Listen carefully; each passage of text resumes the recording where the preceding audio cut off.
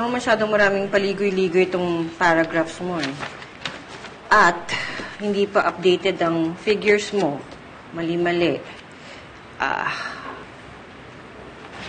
Mari-revise mo ba ito in time for the client's meeting? Sorry po, tita. Pero kung chinek niyo po kasi siya earlier. It's not my job to proofread. Dapat, naayos mo na ito bago mo ba ipasa sa akin. But you're supposed to mentor me, di ba, tita?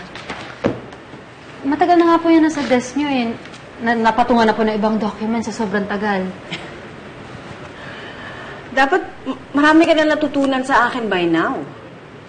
Dapat kaya mo na mag-isa. Masyado akong maraming pinagkaabalahan. Pinagkakaabalahan? Saan po ba, tita? Sa work? O pati kay Rachel? What? Baka gusto niyo po sa charity works niyo na lang ako i-mentor, no? Kagaya ng pagtulong kay Rachel. If that's okay with you. Kasi syempre, ayoko namang ma-feel nyo na kayo lang yung concern sa anak nyo. Ano sabi mo?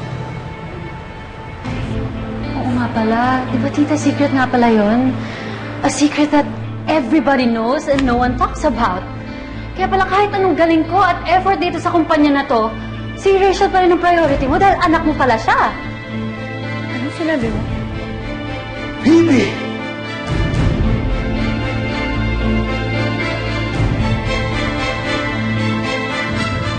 Minsan lang akong pumunta, bumisita dito. Nagmana ka na ba sa mami mo sa pagiging pakialamera? You women really don't know when to shut your mouths. I'm sorry, Angkong. It's not what you think. Listen, baby. Huwag ka nang dumagdag sa konsumisyon ko sa pamilya. Ayokong marinig na pinag-uusapan niyo ang sikretong ito. Now learn to control yourself. Yes, Angkong. I'm sorry. Go now.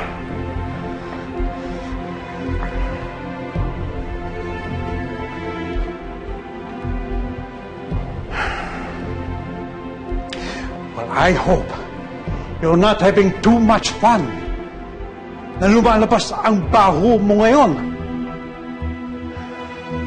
Ilang dekada ko ng pilit nilibing